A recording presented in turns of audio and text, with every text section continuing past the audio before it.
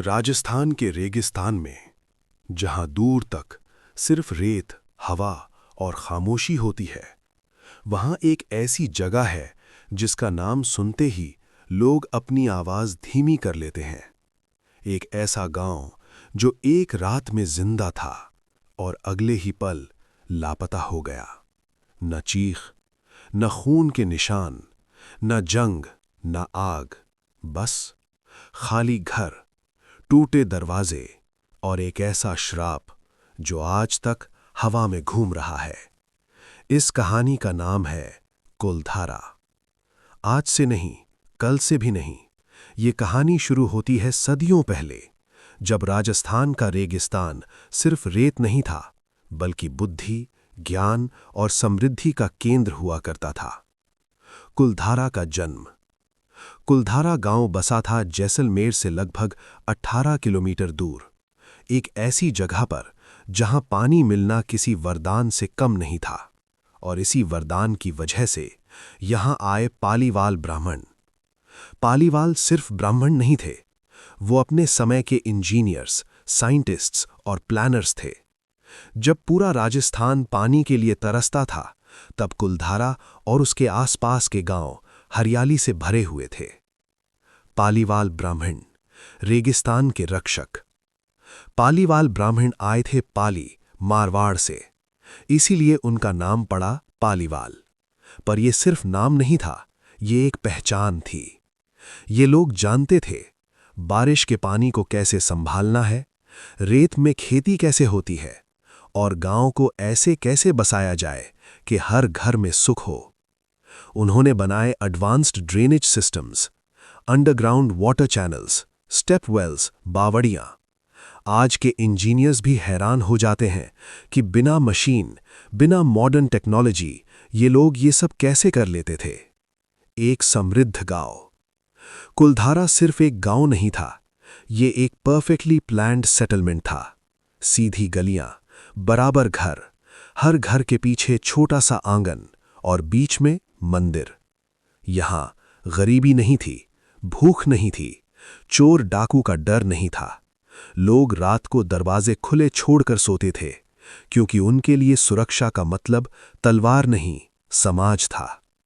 पर कहानियां हमेशा सुख से शुरू होती हैं, ताकि उनका अंत और भी ज्यादा भयानक लगे।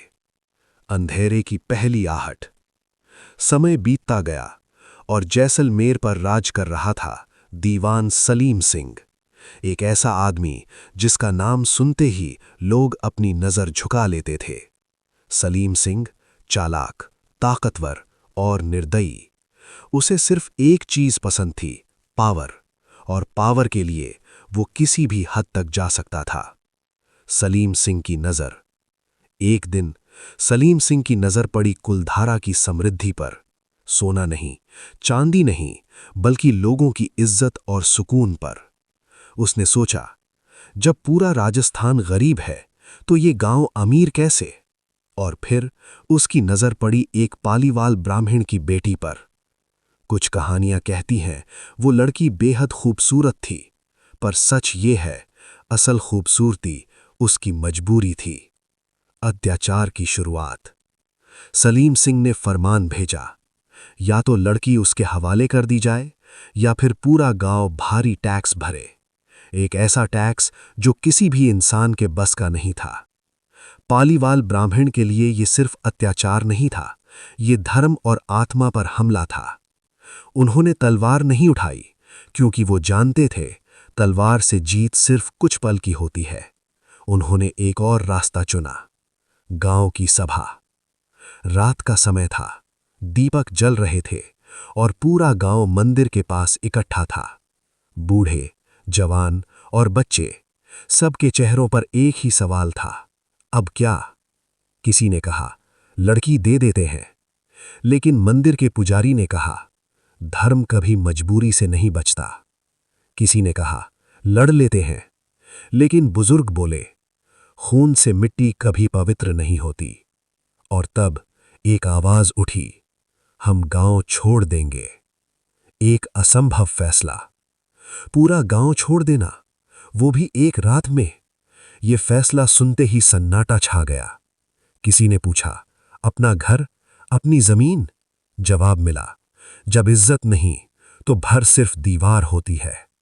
और तब लिया गया सबसे खौफनाक फैसला, श्राप की शुरुआत।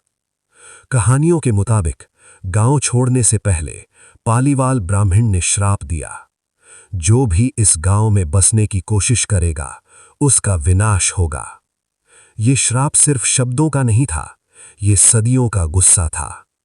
आने वाली रात, वो रात जब हर घर में दीपक जला, वो रात जब मां ने अपनी दीवार को छुआ, वो रात जब बच्चे बिना रोए चल पड़े, और वो रात जब कुलधारा सांस लेता हुआ आखिरी बार जिंदा था। रात गहरी हो चुकी थी।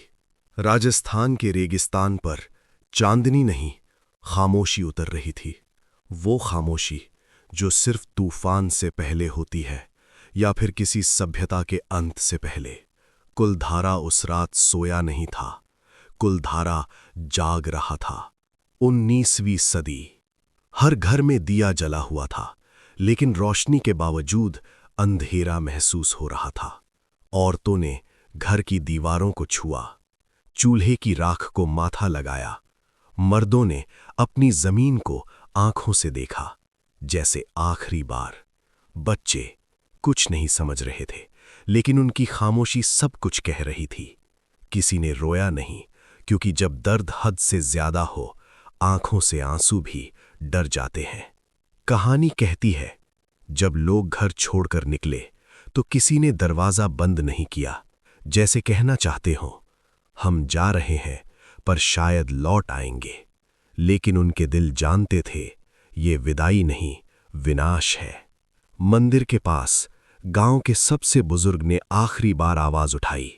उस आवाज में गुस्सा नहीं था, थकान थी। इस गांव में जो भी बसेगा उसका जीवन यहीं समाप्त होगा। कोई चीख नहीं, कोई बिजली नहीं, बस हवा तेज हो गई और रेगिस्तान ने जैसे कुछ सुन लिया हो। ये सिर्फ कुलधारा नहीं था। उसी रात 84 पालीवाल गांव एक साथ खाली हो गए। सोचो, हजारों लोग बिना कोई निशान छोड़े एक ही रात में गायब। ना कोई लाश, ना कोई लड़ाई, ना कोई लिखित रिकॉर्ड, बस खाली बस्तियां। आज के युग में भी अगर एक शहर खाली हो जाए तो दुनिया हिल जाती है, पर उस वक्त सब चुप रहे। इतिहास की चुप्पी। ब्रिटिश रिकॉर्ड में लिखा मिला, विलेजेस अबैंडन्ड ओवरनाइट। बस इतना ही, ना वजह, ना डिटेल, ना सवाल। जैसे कोई चाहता ही नहीं था कि सच सामने आए। सुबह का मंजर। अगली सुबह जब कुछ राहगीर कुलधारा पहुंचे, उन्होंने देखा चूल्हे ठंडे पड़े थे, बर्तन वैसे ही रखे थे, कपड़े आधे धुले हुए, जैसे लोग एक पल के लिए बाहर गए हों और फिर कभी लौटे ही नहीं। पहला कोशिश। समय बीता। कुछ सालों बाद कुछ लोगों ने सोचा, गांव तो खाली है, क्यों ना बस जाएं। लेकिन जो भी आया वो ज्यादा दिन नहीं टिका। किसी ने कहा, रात को आवाजें आती हैं, कोई चलता हुआ महसूस होता है। किसी ने कहा, नींद में घबराहट होती है, सपने में अजनबी चेहरे दिखते हैं। और कुछ अचानक बीमार पड़ गए। क्या ये श्राप था? साइंस मानता है श्राप एक भ्रम होता है, पर सवाल ये है, अगर भ्रम है तो ये सिर्फ कुलधारा में ही क्यों? क्यों आज भी कोई परमानेंट बस नहीं पाया? रात को रहना मना है, आर्मी पेट्रोल भी शाम के बाद नहीं रुकती। अंधेरे की सांस। लोग कहते हैं शाम के बाद दीवारों से सांस लेने की आवाज आती है, कदमों की आहट सुनाई देती है, पर कोई दिखाई नहीं देता। और सबसे भयानक बात, कुलधारा में हवा भी सीधी नहीं चलती। एक सवाल, अगर पालीवाल ब्राह्मण सिर्फ चले गए थे तो वापस क्यों नहीं आए? अगर सिर्फ अत्याचार से भागे थे तो इतने सालों बाद भी खौफ क्यों? और अगर ये सब कहानी है तो फिर इतनी खामोशी क्यों? कुलधारा सिर्फ खाली गांव नहीं, ये एक ऐसा सवाल है जिसका जवाब मिल जाए तो शायद अंधेरा खत्म हो जाए। अगर कहानी अच्छा लगा हो तो वीडियो को लाइक कीजिए और इसका अगला पार्ट चाहिए तो कमेंट कीजिए। और ऐसी ही कहानी के लिए चैनल को सब्सक्राइब कीजिए। फिर मिलते हैं अगले कहानी में।